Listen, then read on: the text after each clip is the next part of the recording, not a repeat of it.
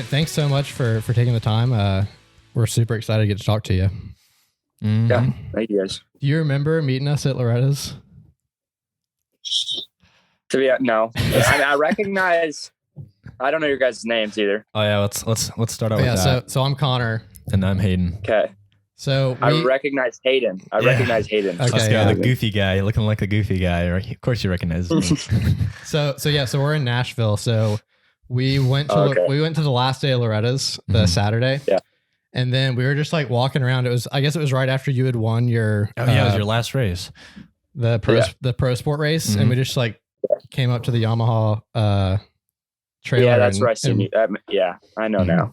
Okay. Yeah, so I guess we'll kind of lead into he signed my goggles, and oh my gosh, yeah. I had this like super cheap pair of like fly racing goggles, and I had you sign them, and then I didn't realize that they were my only pair of goggles I had at the time, and I'm like, oh crap, we're going riding this weekend. I don't have goggles, and so either I ride while looking through Levi Kitchen's autograph, or I have to do something about this. And I ended up having to like wipe it off. I felt so bad. I was like, this is probably like the most degrading thing I can do. Like I just got like I don't know, some future champions, signature on my goggles. That's and I just funny. wiped them off casually. But I would love to get like a quick backstory on you, because I know we obviously hear a little bit about you at Loretta's, but from the man himself. Yeah. Well, I mean, my name's Levi Kitchen. I'm from Washington State, Washougal. I don't know. I mean, started riding dirt bikes when I was pretty young, like 3 years old, and then started racing when I was 6. And it wasn't until like 2018 when I really started kind of taking it serious. I moved to Louisiana and started training there, and got picked up by Rock River, an amateur team. And then I don't know. I mean, it just kind of all fell into place after that. I won the Loretta's in 2020, and that kind of put me on the map. And then Mini O's in 20, I ended up winning like most of the pro championships, and then Star signed me right after that. So yeah, since then it's been great. Obviously I've been on that team. So yeah, that's pretty much me. I mean, I like to fish and golf as well, but that's about it. So when you say you weren't really into it until 2018, I mean, you're obviously still riding pretty regularly, right? Like how often would you race before 2018? I mean, I was like the local, I'd race on the weekends, and but there'd be times where I wouldn't ride for 2-3 weeks, just like normal. It was weird. Like, I don't even know. I just wasn't really into it that much. Like, I love doing it, but where I was from, there wasn't many opportunity to ride. Like, it was always wet. And obviously in the summertime it was better in fall, but yeah, I just wasn't really into it that much, and was hanging out with a lot of friends and stuff like that. And then I was still doing online school. I actually started on online school in like 2016 or 15. So how old were you at this point? 16. Okay. Yeah. So let's see. I was 15 when I started online school. So 2016. Yeah. So yeah, I mean, I had plenty of time to ride. I just wasn't really into it. And then what kind of changed it was I went to Loretta's in 18 in the 125 class and got second overall. I think it was. Yeah, I got second. Wow. And then that was kind of when my dad was like, like, you're talented enough. Like, do you want to do this? Because we'll send you to Louisiana, train with Rob, my old trainer, Rob Burkhart, and also trained with Wyndham a little bit out there towards the end. So yeah, that's kind of what the transition was. And then I started really putting in work, because before then I never really worked out or trained at all, just ride. So, and I guess before that you didn't really have any plans to become a pro rider or anything? I mean, I always wanted to, but to be honest, like, I tell my parents all like, that's what I wanted to do. But in the back of my mind, I didn't think I was capable at that point. But once I started putting in the result, or like the work and stuff, and the results showed, I was like, well, maybe I can do this. So yeah. What were you riding like before? You kind of mentioned how you weren't as into riding. You didn't take it as seriously. What was it about riding that, like, I mean, obviously seeing yourself progress and watching you become like a really well-developed rider and getting like second overall, that's like a huge accomplishment. And like before that, was there not like a result and like you kind of just didn't really take it all that seriously, or were you just not really like, oh, you know, I like to ride dirt bikes, but I don't necessarily want to make this my center focus? Or when did that kind of like change? I mean, it was like always the focus, but I was still just being a kid. Like I wouldn't, you know, if my dad said, hey, let's go ride this weekend, I'd be like, all right, let's go ride then. Mm-hmm. But it was never like, hey, I need to go ride, you know, Monday, Tuesday, whatever. Like I would never really make that happen. I mean, there'd be occasions where I'd load up the van and go ride with some buddies, but I don't really know when it changed. I mean, pretty much when I made the decision to go to Louisiana and I got support from Rock River, then like to see somebody believe in me, like obviously I had a bunch of great sponsors before then. But I was still kind of doing it on my own. I mean, I had Fox's gear and stuff like that and some good motor guys and suspension, but once I kind of felt like that team side of it, like people were supporting me that way, you know, I got bikes and everything was pretty dialed at that point. That's when I really started putting my head down. So, somebody's calling. Oh, you're good. That's cool. So, yeah, I got you. So you're riding East Coast Supercross, right? Yeah. Cool. We'll be at the plan. The plan was to do West possibly, but then I ended up obviously breaking my scapula, like you know, a couple of months ago. Yeah. Well, so. We're not going to say we're happy that you broke your scapula, but we're going to be at the Atlanta race. So we'll get to see you ride now. Definitely. I'll have to give you another signature one you won't wipe off. Seriously, for sure. Well, I got new goggles, so like I'll be prepared. So one question I have is about, so I guess, this will be your first time like professionally racing Supercross, right? Yes, sir. Yeah. So, what, like, is there a big difference in like between racing outdoors and Supercross and like how you prepare for that? I mean, obviously I didn't get to prepare for outdoors, like, you know, cause I didn't do the full season, but I mean, it was similar to the race. I was training, doing 30s and stuff like that. I wouldn't say it's much different. I mean, you're riding obviously Supercross, different tracks, but, I feel like the workload off the bike is a little bit more on the Supercross side, just because Supercross doesn't quite take it out of you like it does on outdoors. I mean, you get done with a day of riding outdoors, we do 230s and like you're toast, you're smoked, like you're pretty much done. So, I'd say the off the bike training's like a little bit harder, but, no, for the most part, I mean, it's kind of the same stuff. Where did you see the most improvement when you were getting on the Supercross track? Was it like a mental game? Like when you ride Supercross, is it more like on the bike, you have to be thinking, you know, a couple jumps ahead, or like positioning, body, like where did you have the biggest like learning curve for? I mean, obviously I'm still learning. I only ended up riding it for about 3 weeks until I got hurt, but, I don't know, the biggest, like mentally, yeah, it is tough. And I mean, every rookie probably says it, but the whoops, like the worst thing is like, if you don't like the set of whoops you're on that day, like you're thinking about it the whole track and you just can't put a lap together. So yeah, I started getting better in the whoops. And like, as soon as I could kind of overcome that, you know, then my laps I was able to put them together. But, I don't know. I mean, it kind of came natural to me as far as the jumps and,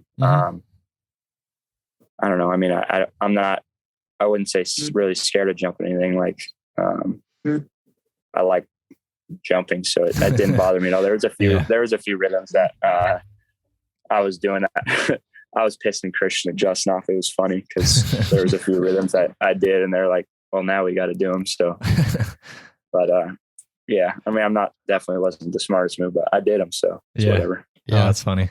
So, what do you think about like the current situation with amateur racing, and do you think that it prepares you well for, I mean, there's not really any amateur races right now that are Supercross specific, are there? I mean, you got the Futures deal, and like I know a lot of these tracks are trying to do like the Futures qualifier.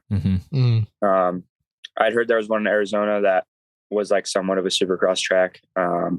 There was one in Texas, I think, that was decent, but I don't know. I mean, well, we lost Monster Cup, I think. I haven't heard anything about that race. So that was kind of the Supercross deal, like when I was growing up. But I don't really know. I mean, I think all kids though, like we got Hayden out here, he's getting on Supercross, and Nick and Matt getting another freaking phone call. You're good. You put on do not disturb. And like everybody, you know, adapts to it pretty naturally. It just takes time. But yeah, I don't even know what amateur race is really to get you ready for it. Yeah. Well, cool. Let's see. So I've got a question. So I was looking through your Instagram before this call, and I saw that you like to fly fish. Oh yeah.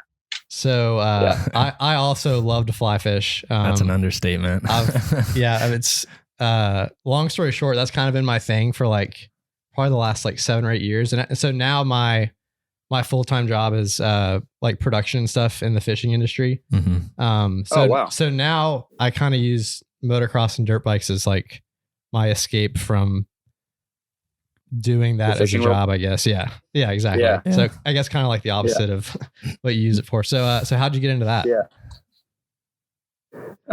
Boy, we well, my dad always fished growing up and stuff like that, and you know, we would just, you know, use terminal tackle when I was growing up, like normal, you know, spin reels, whatever. So but then we go on this float trip in Oregon every year, which I've missed the last couple of years because of racing and stuff like that. But and our good friend Slade, he had a fly rod, and I was like, at that point I was like, what even is that? Like, I didn't really know. And I picked it up and ended up hooking a steelhead on it. Damn, and really? That was pretty much, I mean, I didn't even know how to use it. Like, I didn't land the thing at all, but yeah, ever since that, I went home and I was like, you know, that's what I want for Christmas. And like, I wanted a fly rod, ended up getting a fly rod, and then kind of just started. The funny thing is, since you know a lot about fly fishing, I'm sure people listening will be like, what the heck? But my parents didn't know anything about fly fishing, so they got me an 8-weight spey rod, like as my first fly rod. So like, I'm going to these ponds and creeks and I'm fishing with an 11-foot spey rod. Like it was so funny. Now looking back, I probably was like an idiot, but I was having fun. I learned, and then I mean, it all pretty much just went from there. Like, yeah. I mean, it bums me out that I don't get to do it, you know, here. I haven't really got to fish much at all, but you know, every time I go home, I try to fish as much as I can. But yeah, so it looks like you went on like a little road trip this summer, right? Or I guess kind of after motocross ended. Yeah. Where all did you go on that? So yeah, after outdoors got a little break, so I went home, and then me and my cousin, my buddy Max, went to Montana. And yeah, we kind of just explored around there, fished Montana, some of Idaho. And yeah, it was awesome. I mean, I definitely want to go back. Caught some browns and cutthroat, stuff like that. So what area of Montana were you in? Where were we? We were all over the place. I know we were near, well, I remember we went to the Madison River. We went to, what was the other one? I'm drawing a blank bad. So I guess you were kind of on like the Bozeman side, like over near Yellowstone. We were near Bozeman. Yeah. Yellowstone. What was the one river I liked though? I cannot remember. It's terrible. I remember there was a creek we fished called Rock Creek. That was unreal the first day. And then we went back on our way through home and it sucked. It was the weirdest thing, but really, yeah, I mean, we didn't like, as long as the trip, I think it was like, we were out there for like 6 days. It felt like we didn't even get to really explore as much as I would have liked to, but I mean, we caught fish. So good time.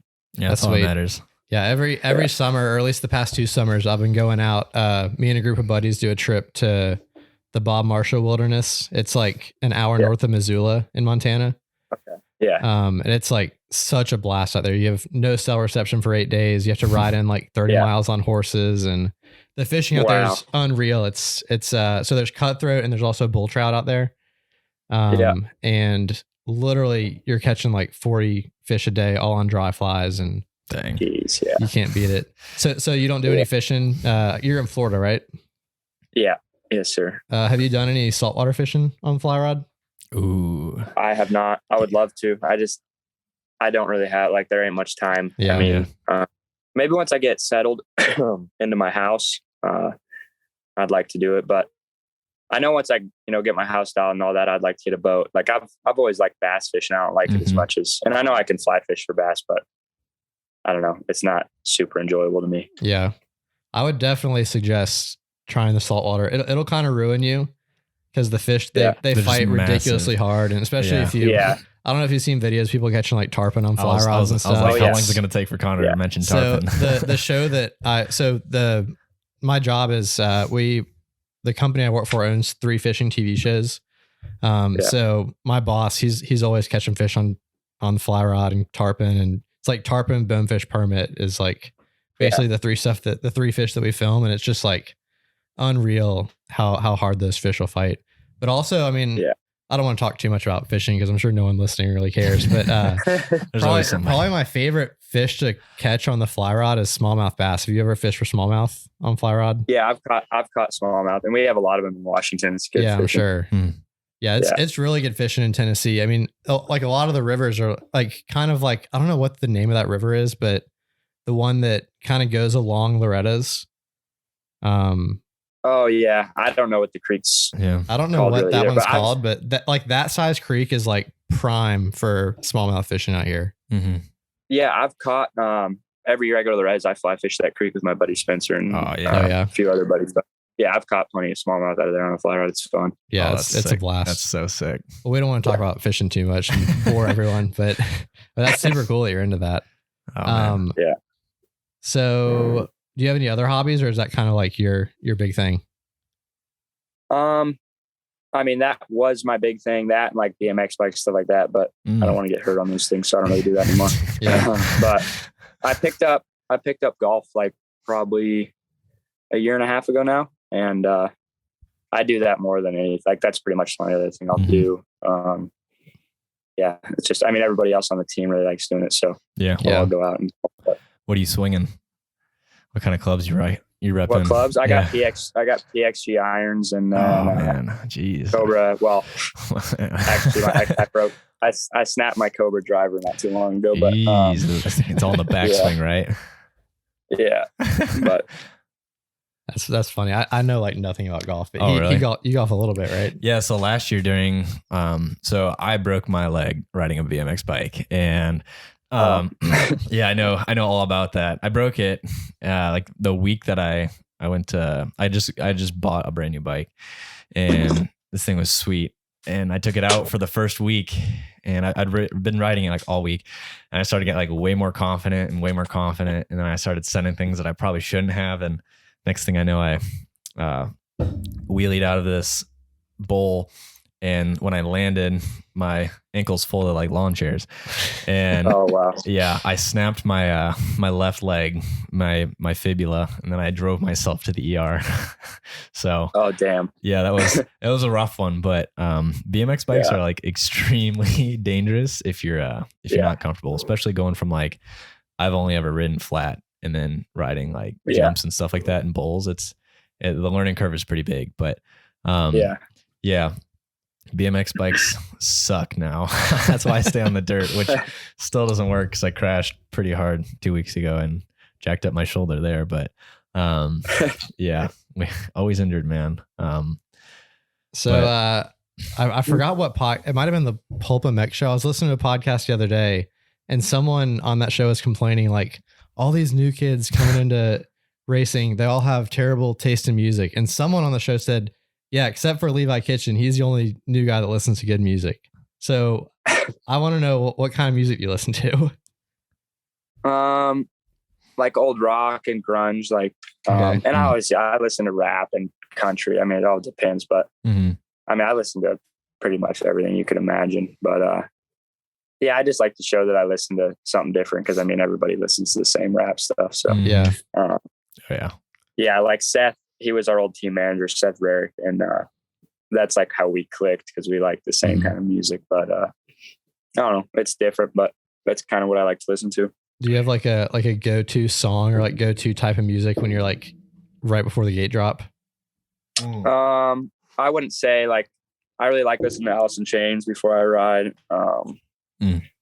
Yeah, I would pretty much say them. Or if I want to get real gnarly, I listen to like Rob Zombie and those guys. But that's if I'm feeling heavy. Yeah. There's nothing like going to a gate just like angry or like fired up, ready for that drop. I mean, it's all I've only experienced a handful of gate drops in my life, but from what I've heard, it's like you're going to war. Like when you set up on gate and you're just like mindset and focusing in. Yeah. Your whole mentality is just like, I don't care about a single person on this gate. Like I'm just going to destroy. That's why I'm always like, I mean, if you see me, I usually have headphones on like at the gate, and I don't know, kind of just blocks everything out. Yeah, in the zone. Yeah. Pretty much want to just kill everybody on the line, but there's something about it. like outside of the gate drop, like I respect everybody there, but in that moment, you know, I just want to rip his head off, kind of deal. Yeah. I remember when I went to Redbud back in like 2000 and it was like 2013 or something like that. I can't remember the year. I remember sitting by the gate and I heard these dudes just screaming their heads off before the bikes were all revving, and I just hear, oh, like these dudes just like screaming their head off, and then the gate drops and then like they're gone. But there's some little eerie about a full grown man like screaming his head off before a gate drop. It's just like, it's a whole mindset. But it's part of like, you know, you're attacking, I don't know, like beast mode or whatever. So Redbud, that was the first pro race you ever did, right? Yeah. What was like the competition difference between what you were used to and then jumping into like all these guys that have been riding at the professional level for years? It was crazy. Like it got easier as the season went on, but like Redbud, I'll obviously never forget because it was my first one, but I don't know. I might've slept like 4 hours that night. I was miserable. Yeah. Couldn't eat my dinner. I was on the line, and like my mechanic knows me well. So he knows when I'm like, he's told me before, he's like, I've never seen you that nervous in my life. Like Dang.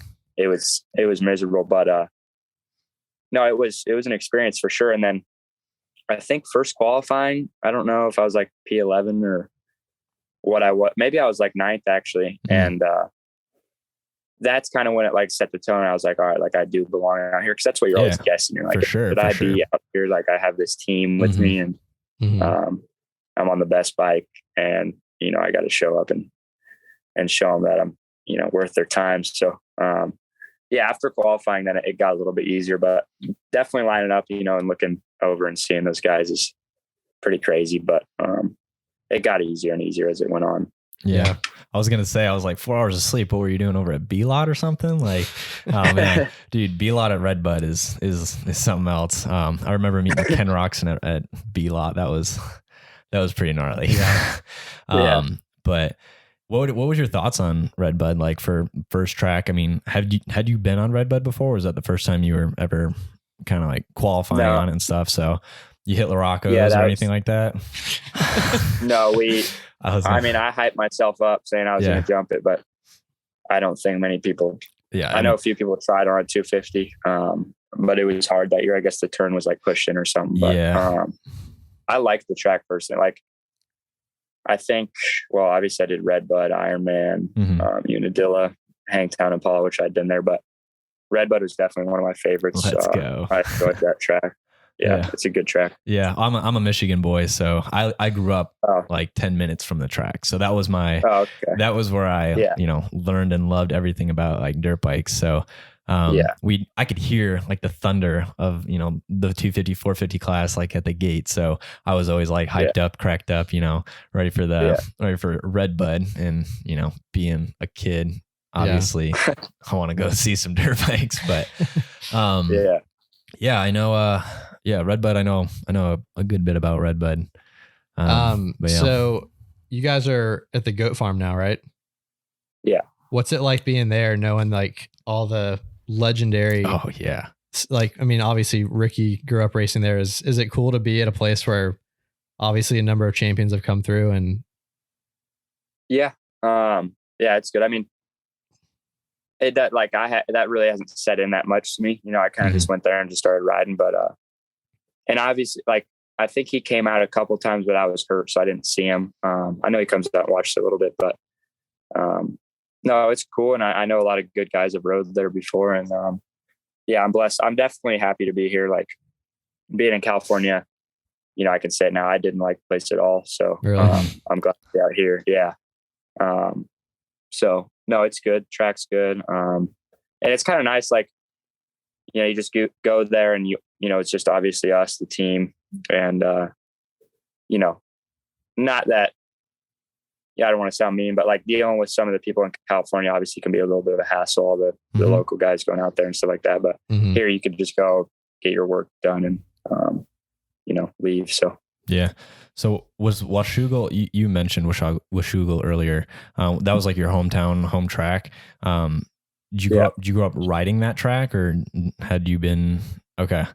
So what's the dirt difference then between like the Florida dirt and like Washougal? Well, that's what doesn't really make sense about me is I like rutted and like deep, you know, kind of East Coast style tracks, which Washougal is nothing like that. It's pretty hard base and kind of slick. But yeah, I grew up riding there. My house is just above it. Actually, I think the trail got all like grown over and stuff, but I had a trail from my house down to the track I used to ride down. So the dirt, yeah, I mean, it's kind of hard base, slick, but it's a fun track. I mean, I cannot wait to race the outdoor there. Like I'm really looking forward to that. So, yeah, it's a fun track. Has a special place in my heart for sure. Yeah, that's sweet. So you guys are the only like factory team that's not in California now, right? I mean, kind of. Well, I guess Honda and stuff like that, they're kind of over at 83. They're in Florida a little bit, but you know, they go to California quite a bit, and we obviously haven't been there at all. I know the West Coast boys are going to be heading to California pretty soon, just for like the month because they don't want to fly back and forth. And I think we kept a couple of the test tracks there. I think we still have those, but yeah, I mean, I know nobody else really done this completely moved yet. So, I'm not sure if they will or what the plan is for other teams, but yeah, I mean, I think it was a good, and you guys still have a number of other like training facilities that you can ride at besides just yours, right? Yeah, like, well, today actually I rode at MTF, and they're nice enough to let us ride. I haven't rode GPF, but I know, Matt and Nick rode there a few times, and, yeah, I mean, there's other options. But for the most part, we don't really need to go anywhere else. I mean, today was nice because, you know, obviously you want to ride something different, but, and it saves some time for like our track guy and stuff like that. It gives them time to prep. So, yeah, that's cool. So I've got a question about, so as you're coming kind of into these pro ranks, there's kind of been a trend lately of kind of like the underdog doing really well. Like, for example, like, when Cooper Webb was coming up in the amateur ranks, everyone was talking about AC. When Chase Sexton was coming up in the amateur ranks, like everyone was talking about Austin Fortner. So like now it seems like, you had mentioned that you weren't even really that into it until 2018. And it seemed like people have been talking for a long time about these names, like people like Jet Reynolds and these other riders that have been, you know, announced superstars for forever. Do you think that plays as an advantage for you, seeing people like Cooper Webb and Chase Sexton being kind of like the not as in the spotlight guy in their amateur ranks, and then kind of, you know what I mean by that? Yeah. Yeah. I mean, I don't know. It depends how you look at it, but I think the biggest thing with guys like that is like, you get so used to getting beat that like, you know, it just wants to, or it makes you want to work that much harder, honestly. And, I don't know, like, also getting burnt out. Like I know a lot of people who get burnt out, and, you know, I started so late that I'm obviously not close to being burnt out. So that's a big thing with this sport. Like I know there's a lot of guys out there that are probably burnt out right now, but you know, it's just your job. So, no, I think it can definitely be an advantage for sure. Heck yeah. So the first time I ever watched you ride was at, Loretta's, and kind of like watching your style and stuff like that. where did you kind of adapt your style? Because correct me if I'm wrong, but like from what I watched, you're a very like form focused kind of rider.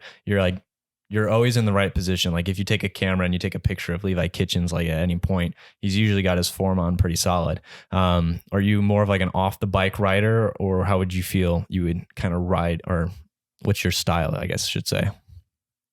I don't know. It was just kind of natural, but when I was I was always small. So like now I'm 6'1", but when I was like 16 years old, 17, I was only like 5'6", maybe. I was tiny, and then hit a growth spurt when I was like 18. But that's kind of when it started changing. Like when I went to Louisiana, I started riding a lot of rut tracks, and I don't really know how to like, I don't know what style I kind of have. I mean, I'd say more like almost European, just because I stand a lot. Yeah. But I don't know. It's just the way I feel comfortable riding, and I think my balance is pretty good. Like, I think that kind of shows a little bit. And I think that's honestly from riding BMX bikes so much growing up and stuff like that. Scoot. Yeah. Your balance boards and stuff like that. So I saw, you posted that video on your Instagram story, like yesterday, the day before, of you riding. And I like had to like stop it in slow motion, cause I was so impressed by how long you were standing into the turn on that video you posted. Cause that is like, I mean, like obviously I'm like the furthest thing from like a pro rider, but my biggest downfall when I'm riding is I always sit down like way before the turn. So like, I mean, like, I guess that's something that you grew up being taught, right? Yeah, kind of. And like I said, once I, got to the East Coast, when I had to start doing that, because like the rut tracks we would ride, the ruts would start 20 feet before the turn, and you can't sit down through a rut like that. Your feet will catch, and you don't have any strength there. So I don't know. Obviously, your natural instinct is to sit, 'cause that's where you feel most stable. But if you can learn how to be stable standing, I mean, it's an advantage. You're getting more power to the ground. I don't know. It's just kind of the way I like to ride, but it hinders me a little bit sometimes. Like outdoors, it's great. Supercross, I've learned that that was kind of my biggest learning curve, was to actually sit, because like you can't really sit or stand into a bull turn too long, because you kind of get stood up. But there's definitely times where it's an advantage for sure. Yeah, that's cool. I don't know if I really have many other questions. Do you have anything specific? Right. Oh yeah. I'll go at it then. So what was your first bike? What was Levi Kitchen's first bike? Were you on the PW crew, or what were you? Yeah. PW crew. Okay. Yeah. Did you have a friend when you were growing up who was like always instigating, like, oh dude, Levi, let's go do this? And were you the voice of reason, or were you the kid who's like, no, let's go do this, and your buddy had to be the voice of reason? Because I grew up with an absolute hooligan of a best friend. We were riding the PW, just doing ridiculous stuff, kind of growing up. But I am curious to see if you were more of like a goon rider growing up, or were you like, oh, I'm gonna get on my PW and do some figure eights and stuff like that? Man, it's been I didn't really grow up riding I would ride with my dad a little bit. And then once I got onto like actual 50s, like Cobras and stuff, that's when I started riding with buddies and stuff like that. But we never really, I didn't really ride just at home and stuff like that, like in fields much. I'd go to the local tracks mainly, but I don't really know. That's a tough question. I mean, I'm definitely the type of person, like, if somebody tells me to do something, I'm definitely going to do it. Like, you're not going to back down from it for sure. No, I won't back down. That's for sure. So, heck yeah. Yeah, I was like, I don't know. I feel like Levi was a little bit more. I mean, being in Michigan, we were pretty backwoods in Michigan, so I'm not gonna lie, we were pretty redneck. But I've been so many wrecks as a kid, just hanging out with my buddy Aaron, who kind of got me into bikes. But he got a 125, which was way too much bike for me, and I ended up crashing that like the first time I rode it. But we were really goon kids growing up. But I don't know, that was my style. That was how I kind of got on and into bikes. But I mean, not to like jump major topics here, but I've noticed a lot of things in more recent, like media related, like the future of motocross, what is that going to look like for people?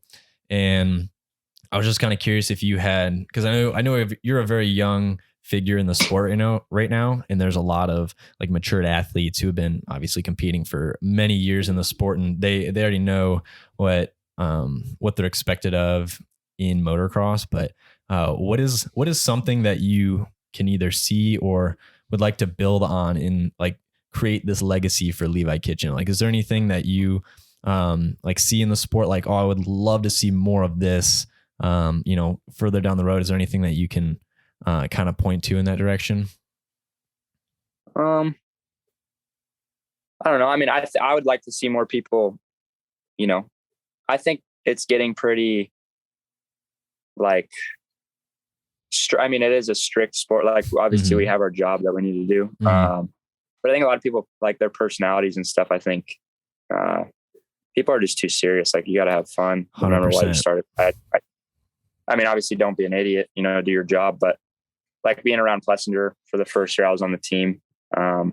He's a good example. He's got good personality and he has fun. So, I would like to see that change more, and hopefully, these younger guys coming up, they kind of notice that, but I don't know. And also it's changing a lot because, and it even was kind of that way when I was growing up, but like the facilities and stuff, there's so many kids going to them at such a young age. So I think that's kind of where they lose the fun factor. They didn't really get to grow up as kids, but I don't know. People just got to keep it fun. Yeah, definitely. Do you think there's going to be like I've heard a few people talk about how they think there's going to be a big change media wise in Moto and Supercross with, kind of like the way that Jet Lawrence is changing things with how he, talks and says whatever he wants on the podium. And then a lot of people say that like, well, especially like once the Deegans get into the pro rankings, like the media side of things are going to change a lot. Do you see that coming?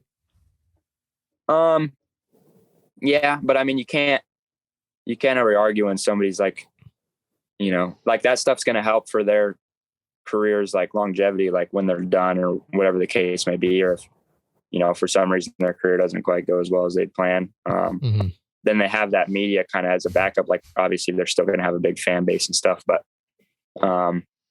it definitely helps. And like, that's kind of why I started the merchandise thing. And, I want to try to build that as much as possible, but I don't know. I don't really look into it too much. Like I'm not a huge media guy. Obviously I do it because, if I want to show something that I like to do, then I have no problem with it, but it's kind of just part of it. Like that's how it is now. 20 years ago, there was media didn't matter, but now like people literally get support because of their media and stuff like that. So it's pretty wild. Yeah.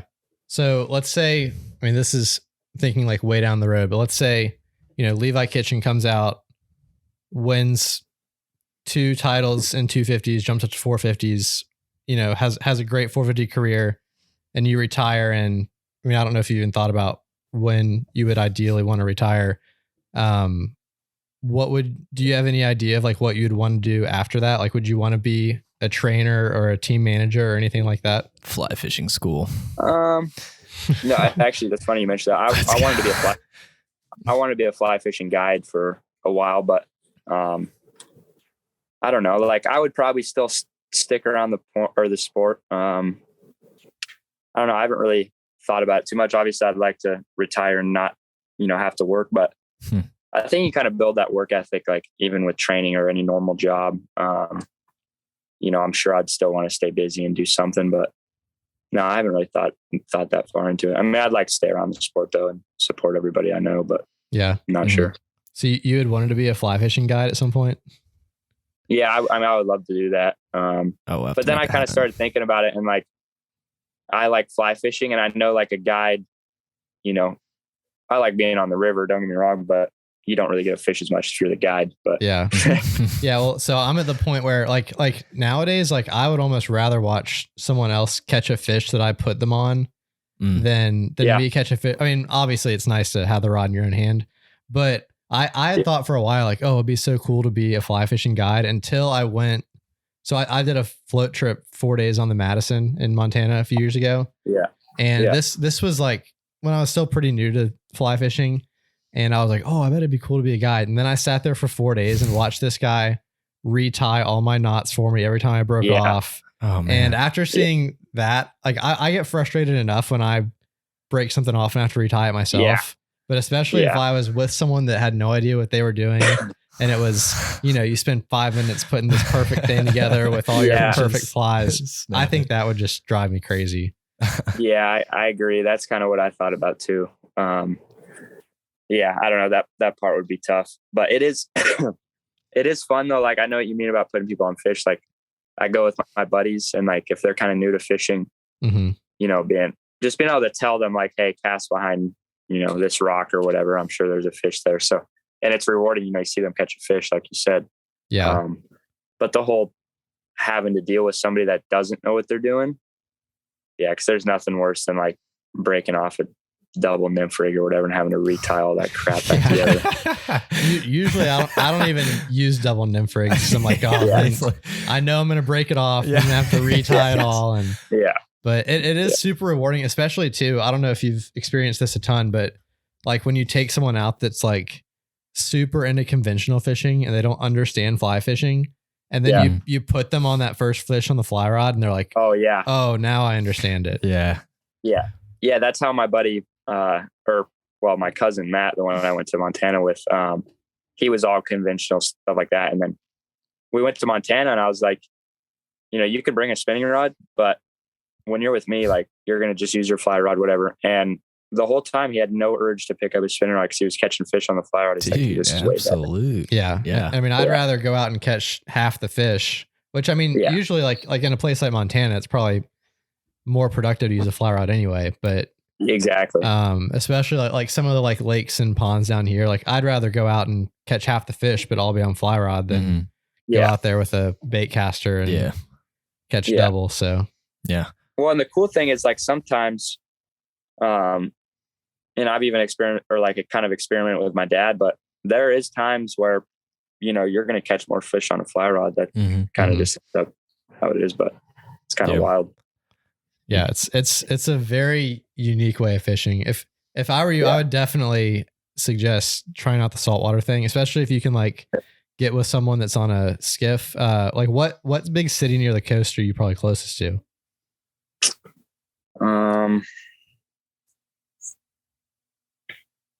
Man, how far? I don't even know. I mean, like, how far are you from like Panama City? Probably 4 hours. Oh, dang, 3 hours. That's pretty far. Yeah. We're up here. Yeah. Well, I mean, even if it's like a vacation, I mean, there's like Destin, Florida. It's like couple hours from us. It's not bad. Yeah. And I know obviously I've heard of people fishing there, but I haven't looked into it at all. Like, I have not explored around here. I don't know nothing but dirt bikes at this point. Yeah. Well, I don't know too much about that area of Florida. We film all of our shows down in the Keys and like obviously like super South Florida. And I mean, if you have a chance to take like a 5-day vacation and go down there, I mean, you will have a blast on a fly rod down there. But obviously that's like you're not popping down there for the weekend, but it's, once I mean, obviously like I'll always love to catch trout on the fly rod and stuff, but catching I caught my first tarpon, I guess about a year ago. It was last December, and it was only that big probably, but I mean, you see videos of people catching these like 200 pound tarpon on a 12 weight. Yeah. And they're fighting the fish for like an hour. Mm-hmm. Yeah. And I can't imagine. Yeah. It'd be crazy. We just had a guy on. So I produce another podcast for my boss that obviously talks about fishing stuff. And we just had this guy on. His name's Jocko Lucas. Have you heard of him? No. He's like he does like all the like fly fishing film tour stuff. And he puts together these like super sick films, but he had just gone down to like Brazil or something. And he catches these fish. They're called arapaima on fly rod, and they're like 8 feet long. Jeez, oh Pete. Oh wow. And he has some videos of it, and it's just like ridiculous. Oh my god. I bet. And it's like jungle fish too. Like you're literally like in like the Amazon on this little tiny beat up John canoe made by some guy in like the backwoods of nowhere. And it's super sick. I'll have to find the video and send it to you because I'm sure you'll like it. But it was getting to hear him like go walk through it, and they had to get all these like specialized fly lines that could handle like a 200-pound fish. And oh man, yeah, it was just like crazy to hear about that. Yeah. Yeah, that'd be crazy. I've always wanted to fly fish for bonefish too. Yeah. I've always heard about. I've yet to catch one of those yet, but people say that those are like a super cool fish to catch because you're like sight fishing for them. And you're sight fishing. Yeah. That's super sick. Hate to like cut you guys off on the fly fishing, but I mean, everyone listening doesn't want to hear about fishing anyway. So yeah. I mean, maybe we'll do like a whole episode dedicated to Levi and fly fishing. Well, we've already got a good bit of it. Oh, yeah. We don't want to take up too much of your time, so I don't know if you have another question or two, we can maybe wrap it up. I would like to ask at least one more question. You kind of heading into the 2022 season.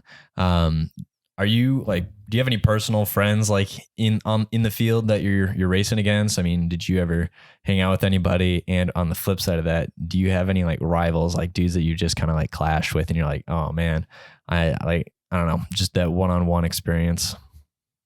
I definitely have, but like, I'm a pretty friendly guy. Like I'm friends with pretty much everybody. Like Max Miller, I grew up racing with him. Mm-hmm.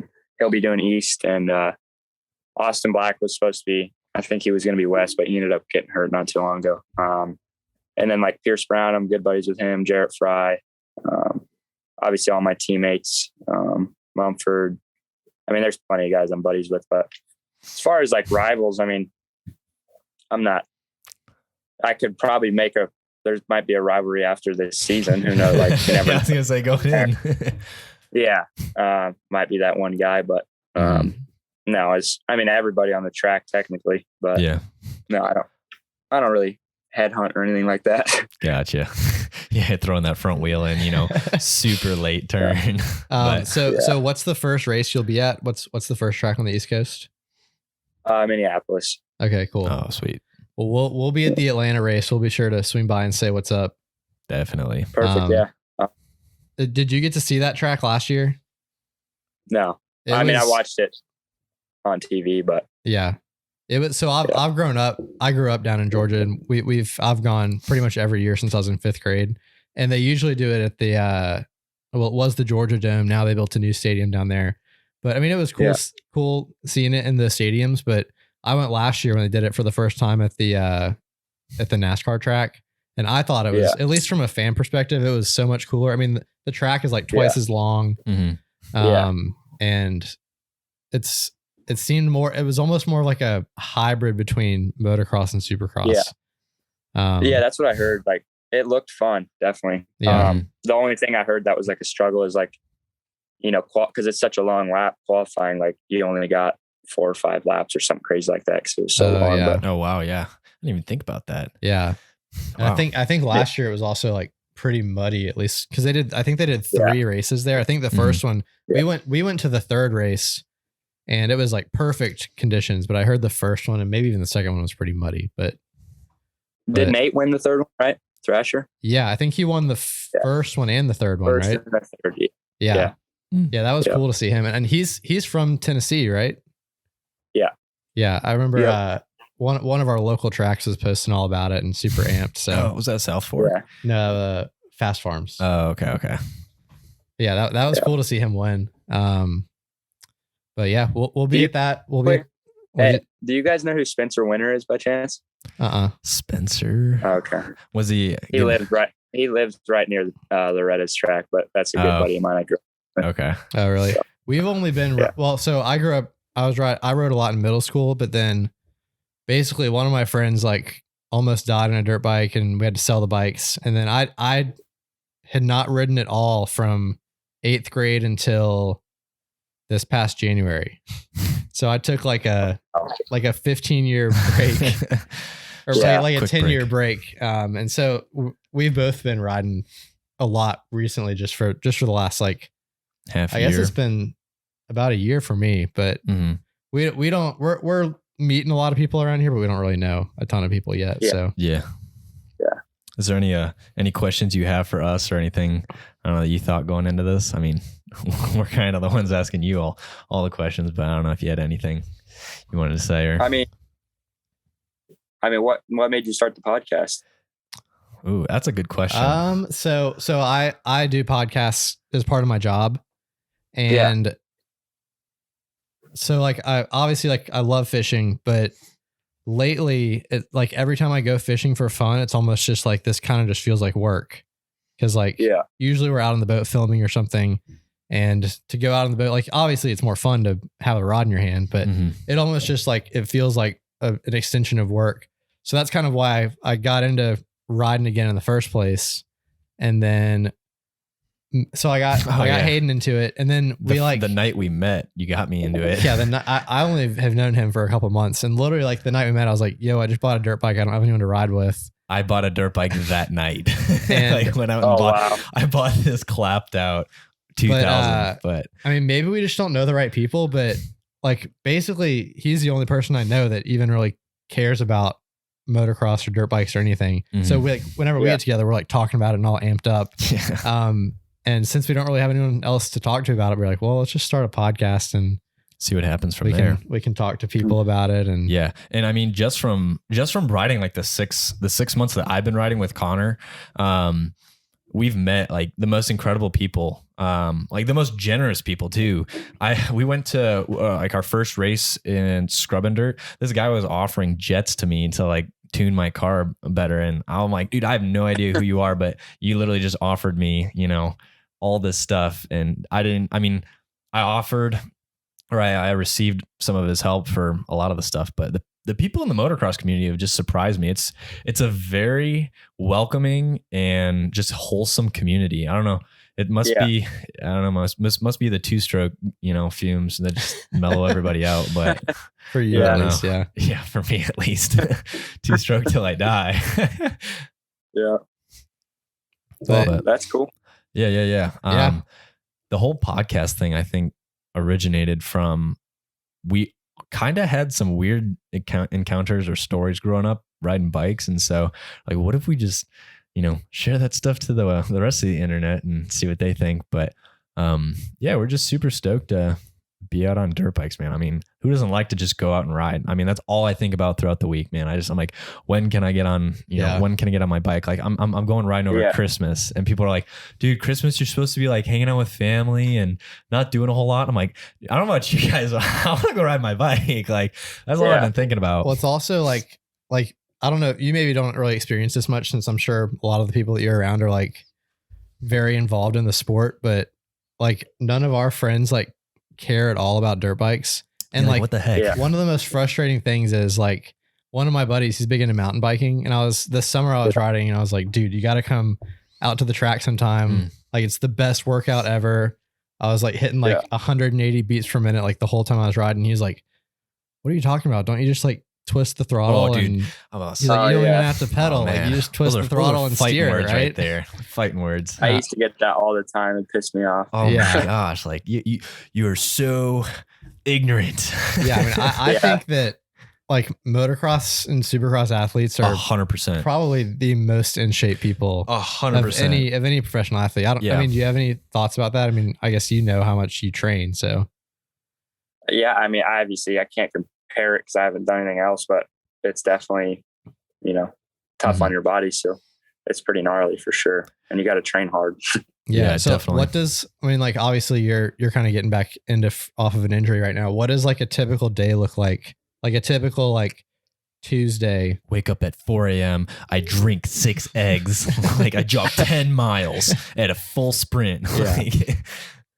No, I think the first thing, like a lot of people kind of look past like recovery is like really important. So like, we train hard, but you don't want to overdo it obviously, or else then you're just going to be burnt for the track. So but like a normal day, wake up at like 6:30 or 7, cook breakfast. Well, actually a lot of times I like to just I have like a morning run usually. So, wake up, go for a little run, make breakfast, and then stretch for a little bit, head to the track, do my motos, and then either go to the gym or I don't know, do a little spin or something. It kind of just depends on the day. But do you have someone that like structures that for you, or are you kind of deciding that so someone's doing that? Yeah. Garrett Swanepoel is my trainer.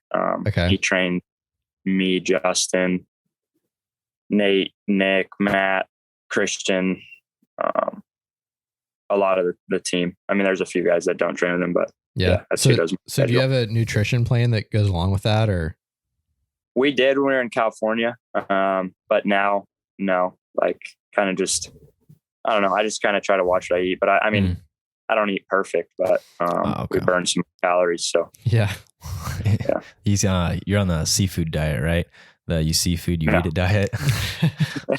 Yeah. Sorry, that's a bad joke. I had to put one of them in there. Yeah. Well, cool. We don't want to take up much more of your time, but we definitely appreciate you coming on and chatting with us for a little bit. And we'll be sure to hit you up at Atlanta and swing by the tent and say what's up. Oh yeah, definitely. Yeah, do it. Thanks for having me on. Yeah, for 100%. Sure. All right. Well, I guess we'll end that there with you, man. I really appreciate you. Sincerely appreciate the time you took to hang out with us for a little bit. But yeah, keep crushing it. Keep killing it on the bike, man. I'm stoked to see where you go, dude. We got big plans for Levi Kitchen, man. Oh yeah. Yeah, dude. Best of luck this year. We'll definitely be pulling for you all Supercross season. So stay healthy, man. Take care. Thanks, boys. Tight lines to you. Oh yeah, for sure. See ya. All right. See ya. All right. See ya. Dude, what an absolute legend. Dude, that was sick. Oh, we're done? We're not going to talk about it? Oh yeah, we can keep talking about it. Oh man. That was freaking dope. Like the whole time I was like, dude, Connor, adjust your mic. You're like talking over here in your mic. And I was like, I didn't want to.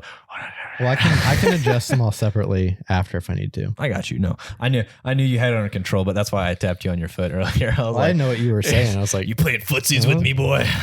But yeah, that was sick. Mm-hmm. What an awesome guy. Super down to earth. Yeah. I wanted to ask him one more thing about what he thought.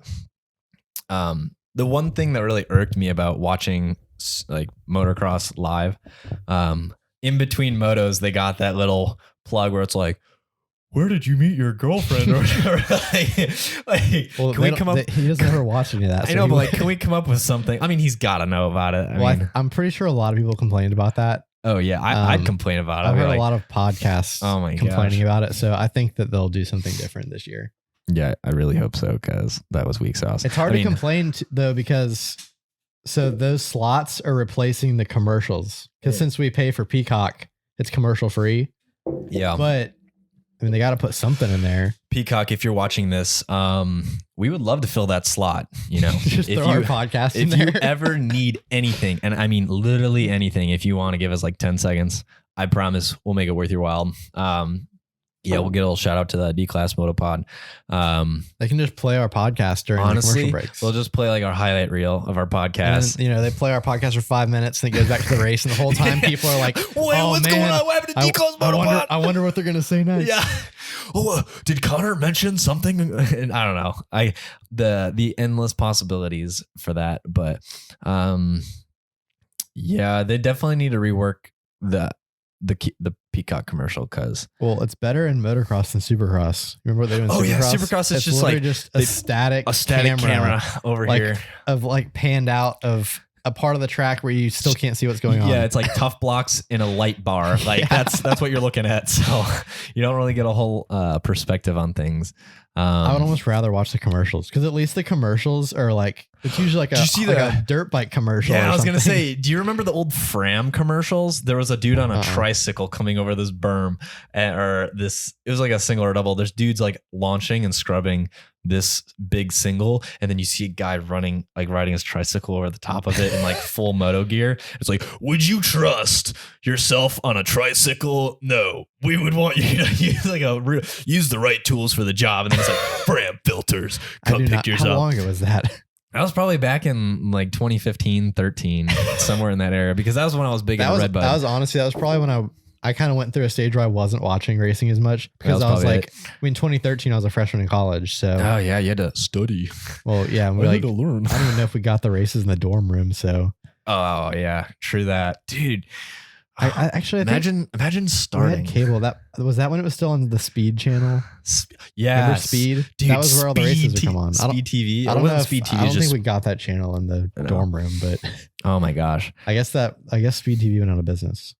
I don't know. They do drag racing still, I think, or is that's on like Fox or no? Fox doesn't get drag racing. I think Speed TV is gone because it used to have all those like car shows too. And now all that's on like. I don't even know what channel. It's not HGTV, I'll tell you that much.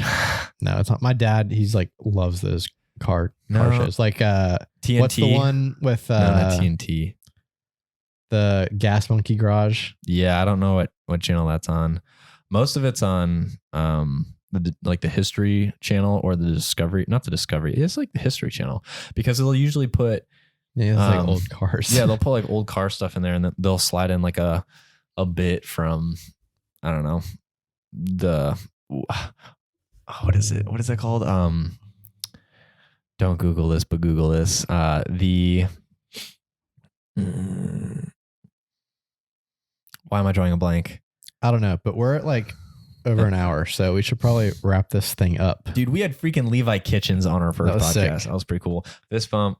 First guest. Yeah, first standard set pretty dang high. Except we have some awesome guests on. So I think I mentioned this in episode 3, but we've got I don't know which. So obviously this podcast is coming out. So yeah, this podcast will be out probably this week.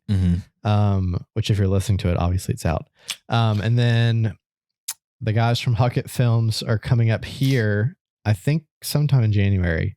We haven't set down an exact date, but they want to come up and ride, do a podcast in person. They're in Georgia, so they're not that far away. But I think they want to ride at like R3 or South Fork or something. Okay. So they're going to come up and we're going to do a podcast in person.